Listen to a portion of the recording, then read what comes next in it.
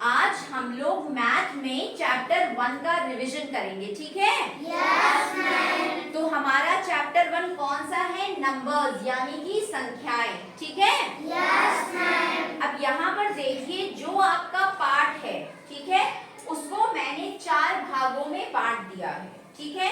यहाँ green board पे मैंने उसका एक फॉर्मेट बनाया है कि किस तरीके से पाठ को आप अलग अलग भागों में बांटकर आसानी से सीख सकते हो, ठीक है?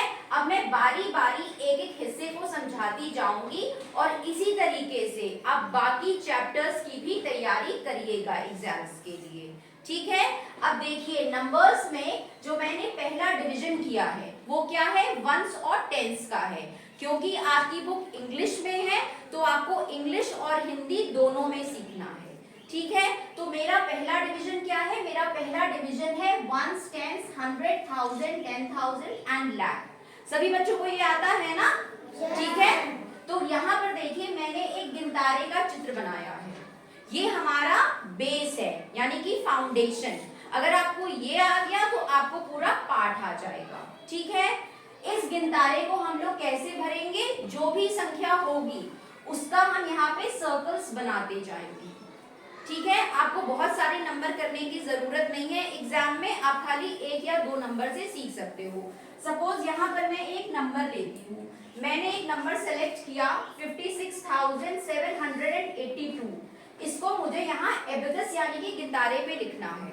इकाई पे यहाँ पे क्या है? 2। तो मैंने यहाँ 2 सर्कल्स बना दिए। यहाँ पे दहाई पे क्या है? 8 यानी कि 8। हिंदी इंग्लिश किसी में भी आप बोल सकते हो।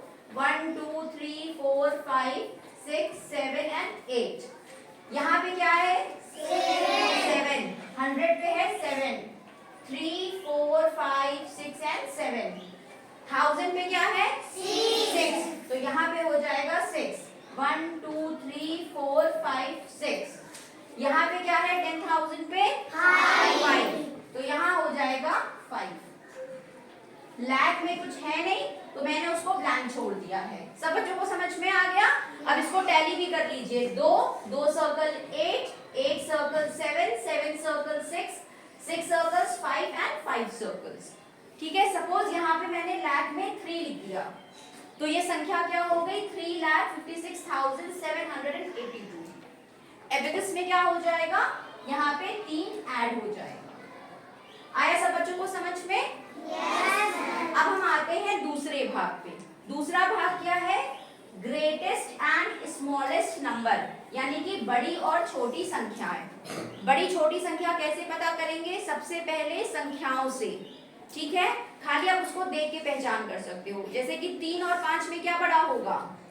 5, ठीक है? 6 और 7 में क्या बड़ा होगा? 7। और दूसरा उसमें कितने डिजिट्स हैं? जैसे कि मैंने लिखा 32 और मैंने लिखा 4832। इसमें 2 डिजिट हुए, इसमें 4 हुए, तो कौन सा बड़ा हुआ? ये वाला 4 डिजिट वाला, क्योंकि इसमें ज्यादा डिजिट्स हैं। अब हम आते हैं तीसरे भाग पे। ये सबसे आसान है। प्लेस वैल्यू और फेस वैल्यू। प्लेस वैल्यू यानी कि स्थानीय मान और फेस वैल्यू यानी कि अंकित मान। प्लेस वैल्यू किस स्थान पे है कोई संख्या, कोई नंबर संख्या में, और फेस वैल्यू वो दिखता कैसा है। सपोज मैंने एक संख्या लिखी 837542। ये मैंने एक संख्या लिखी। इसमें मैंने पूछा 7 कहाँ पे है? 7 कहाँ पे है ये मैंने पूछा, तो ये इसका स्थान हो गया यानी कि प्लेस वैल्यू।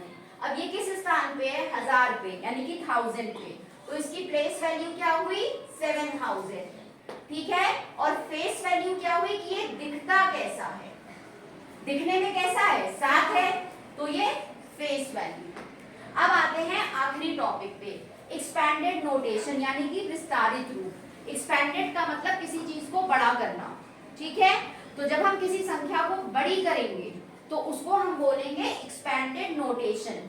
जैसे मैंने एक संख्या ली 3789, 3789, इसका मुझे विस्तारित रूप लिखना है तो बस इसी संख्या को बड़ा कर दो। ये 1000 पे है तो 3000, ये 100 पे है सैकड़ा दहाई पे है तो 80 और ये इकाई पे है तो 9। आया सबको समझ पे? Yes, ma'am. आया? Yes. अब देखिए मैंने आपको एक एक सवाल ही कराए हैं, ठीक है सब में, लेकिन आप कम से कम कॉपी में 3 या 4 सवाल करिएगा, उससे ज्यादा नहीं, क्योंकि आपको सिर्फ रिवाइज करना है, ठीक है। कॉन्सेप्ट्स आपके क्लियर हैं, आपको वो चीज आती है, तो 10 सवाल करने की जरूरत नहीं है। सब बच्चों को समझ में आ गया? Yes, ma'am. ठीक है, तो आप इसको कॉपी में नोट कर लीजिए।